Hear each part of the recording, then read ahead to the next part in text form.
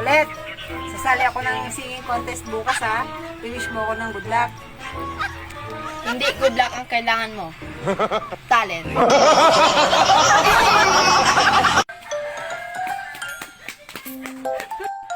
Aso na nga lang ang naghahabol sa'yo.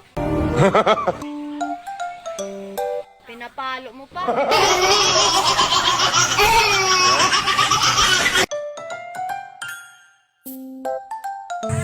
Manong, di ba pa tayo maalis? Wala pang laman eh. So anong tingin niyo sa amin? Sabaw.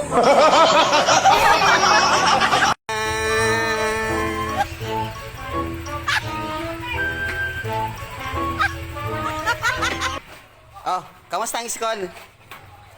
Tanong mo sa guard namin. Siya naman kasi nagbabantay eh.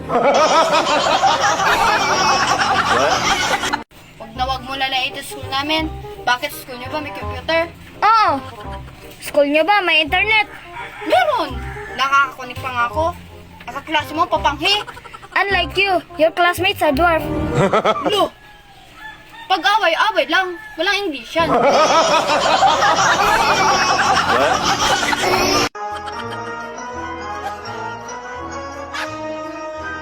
Anong meron ang mama mo na wala ang papa mo? Kabit! Kamusta yung pagbisita mo kahapon sa friend mo? Good. Sabi niya, feel at home. Ituring mong bahay mo to. Tapos, Yun, pinalayas ko siya. Ayaw ko kasi may bisita eh.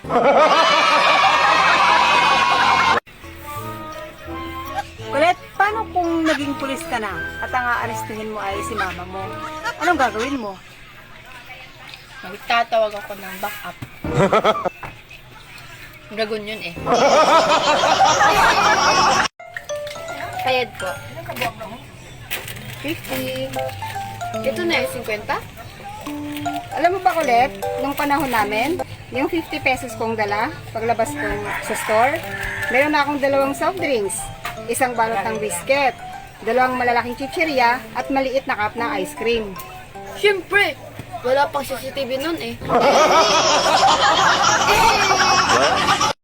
Alam nyo guys, di na kailangan ni Papa ng Google, ng AI, ng Internet. Kasi alam na ni Mama lahat.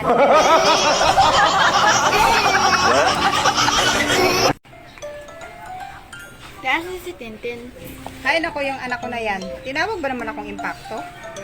kaya asa na ba ang anak na impacto na yan?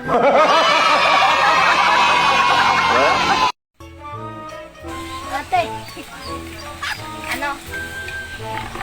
naiinom ba ang tubig dito? Nasa sayo yan, kung gusto mo nguyain.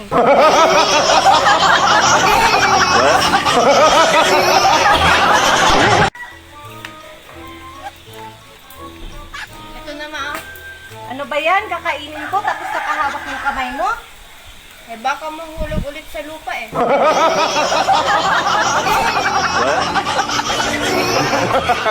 Tito Miray, ba't parang malangkot kayo? Nag-away kasi kami kagabi ni Mrs. Wala na atang solusyon to. Tito Miroy, hindi lang yan kasalanan ng isang tao. Matuto tayong tumanggap ng pagkakamali. Kung may kasalanan mga asawa mo, edi dami mo na rin yung nanay niya.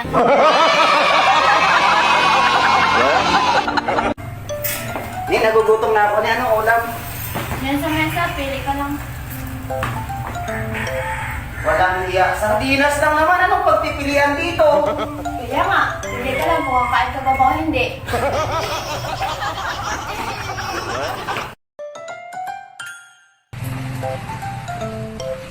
To, hindi kaya tayo sumabog.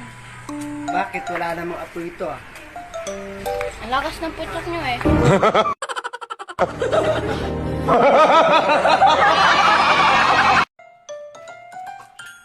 Di, ba't pumunta si Tito Meroy kagabi? Sa birthday, imbitado siya. Masama ang pakiramdam niya kagabi eh. Magtatai siya. Baka daw mamatay siya kapag uminom siya. Eh, mas maganda pa nga pakinggan na namatay ka sa inom. Kasi naman sa mabalitaan ka namatay ka sa igit.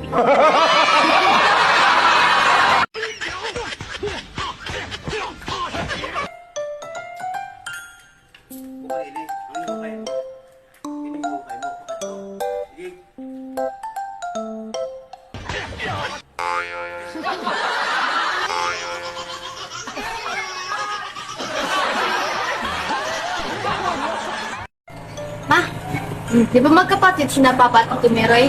Oo. So, paglaki ko, magiging kamukha ko si Papa? Oo. Diyos ko po.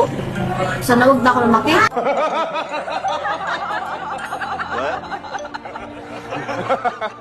Anak, mag-aral ng mabuti ha. Huwag mo na magpapaligaw ha. Kasi ang mga lalaki ngayon, mandulo ko. Kaya, Nay, hindi lahat ng lalaki manloloko. Ay, ba't sinungaling? Ate, nakita mo ba si Tito Miroy? Ayun, nasa ospital. Hospital. Nakita ko pa lang siya kanina. May kasamang chicks. Kaya nga, nakita rin siya ng kanyang asawa. Kaya binugbog.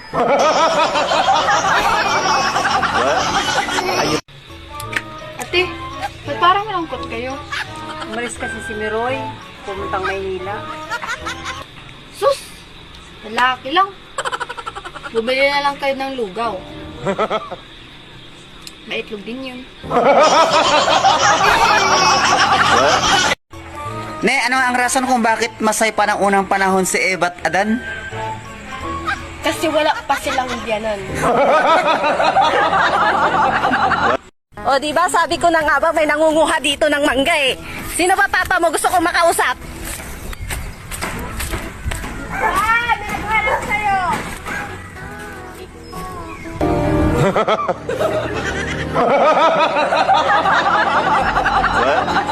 May advice ako sa mga magkasintahan.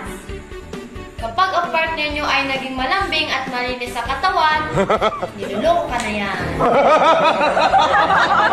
Huwag kayong humingi sa akin ng payo tungkol sa pag-ibig. Kasi isa lang solusyon ko. Hiwalay! Payo ko lang sa mga binatilyong lumaking ulila. Magmahal kayo ng matanda. May asawa ka na. May nanay ka pa. Sa mga nagbabalak dyan na mag-asawa, ituloy nyo lang yan. Dahil ang pag-aasawa, sa una lang mahirap. Habang tumatagal, pahirap ng pahirap. Hindi lahat ng pagkain mahal ay masarap. Yung iba nga dyan masarap, pero hindi mahal. Kung ang iyong asawa ay parating umiinom at gabi na kung umuwi, huwag mong pagalitan. Ipakulam mo na lang. Ha? Nasunog pa lang tindahan ng kahoy ni Tito Meroy? Hindi wala siyang negosyo ngayon. Meron pa, nagtitinda siya ng uling.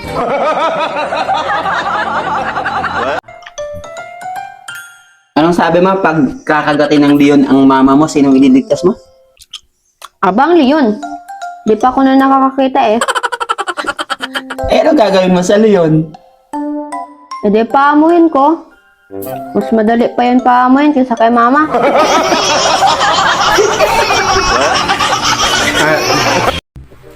Pa, nung kami naliligo sa swimming pool, napansin ko lang, sa dami ng mga taong naliligo, 5 oras na nakalipas, wala man lang kahit isa pumunta sa CR para umihi.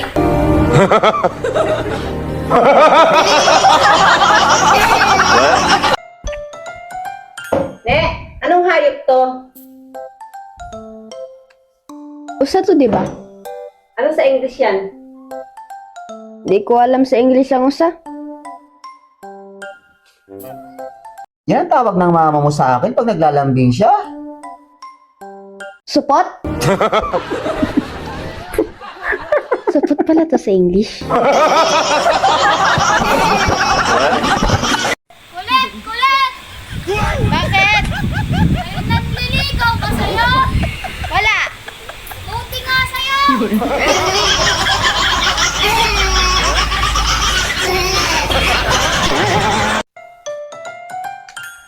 Pa, sa paparating na 20 years anniversary ng kasal niyo ni Mama, saan niyo siya dadalhin? Sa Boracay. Wow! Grabe yan ah! Eh pagdating ng 25 years, kukunin ko na siya doon.